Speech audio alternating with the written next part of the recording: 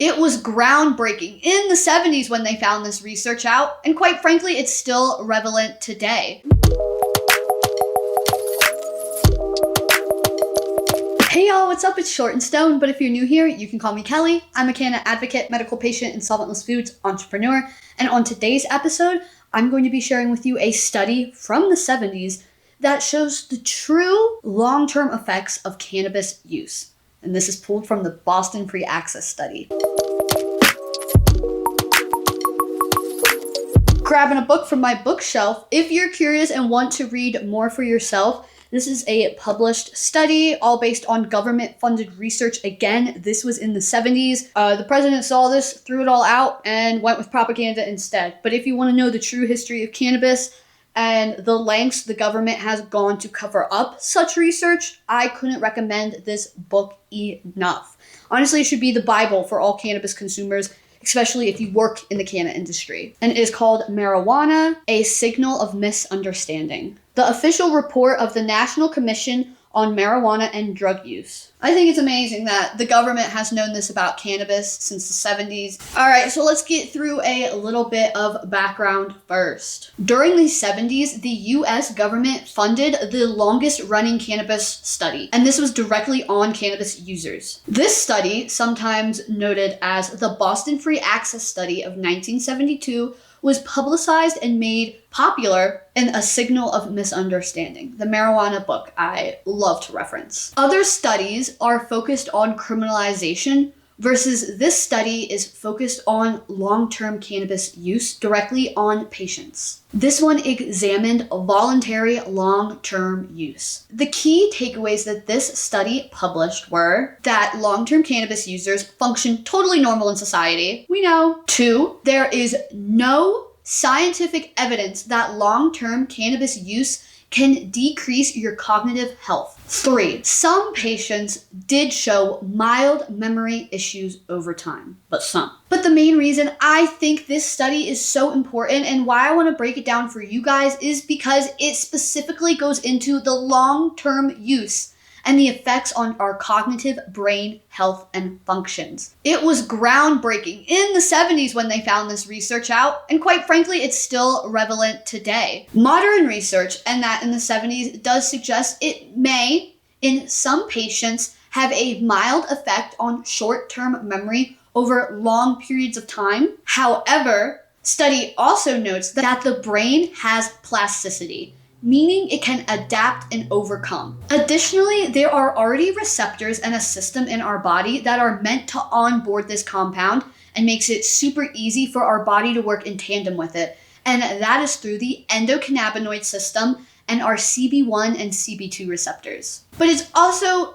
important to note, if you are concerned about long-term use affecting your short-term memory, studies also have showed that memory can return to a baseline when you halt use. So it's not a permanent thing, and that's great to hear. All right, but what about physical and psychological effects? Contrary to some claims and what the haters love to say, long-term cannabis use is linked to zero effect and deterioration on your organs. This includes liver, stomach, lungs. But it is important to note that long-term use of high-potency products in a slim percentage can lead to dependency. Now, this is separate from addiction. This is just dependency, and it's been shown in about less than 8% of patients in long-term high-potency usage. There are also mental health concerns.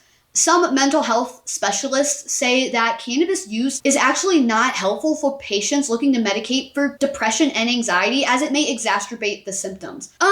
Me, as well as a lot of my friends, medicate with cannabis for depression and anxiety. And myself, I can confidently say I am still here today because of medical cannabis. And it is the only thing I found that helps me confidently cope with depression and anxiety every day. So, although there is a ton of doctors out there who recommend using plant medicine for anxiety and depression, it is important to, again, talk that in a small percentage of people who were predisposed to psychosis, whether that be personally in their family's genetic history, psychosis is a factor there. But again, the risk is only slightly higher if you have a genetic predisposition. So it's not saying it's definitely going to happen if you have a family history of it, but the risk is just slightly higher. I mean, the same if you're drinking alcohol and you have a history of psychosis too. So, long story short, let's break it down. Is cannabis use dangerous? No, not at all. And the research has been around since the 70s to prove that. From not affecting your cognitive health to having no damage on your liver. It certainly isn't the mind fryer that media and DARE have made it up to be. But like any substance, it's also important to recognize that it's not 100% completely harmless. There is a slight risk of psychosis and a little bit of short-term memory effect on a slight percentage of people. But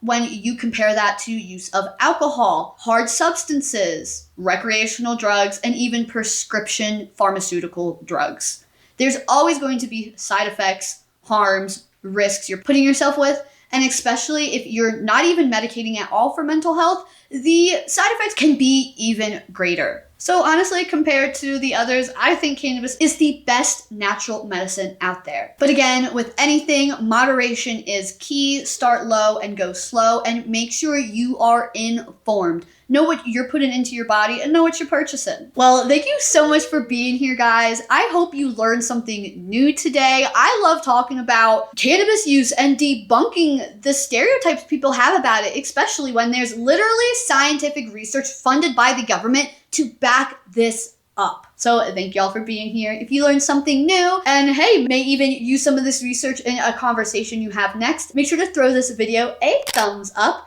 And if you're new, make sure to subscribe so we can keep learning and educating together. I love to arm y'all with the knowledge that is based on the facts. And hey, maybe hit the bell icon so you never miss an upload. If you're curious about my type of content, my previous upload was what are terpenes and why you should stop caring about THC percentage. And my next upload will be my new favorite topper for the Puffco Peaks. I post full-length YouTube videos every Wednesday through Saturday at around noon MST, and I upload Instagram original shorts every Monday, Wednesday, and Friday. So I guess I'll be seeing you real soon. Peace.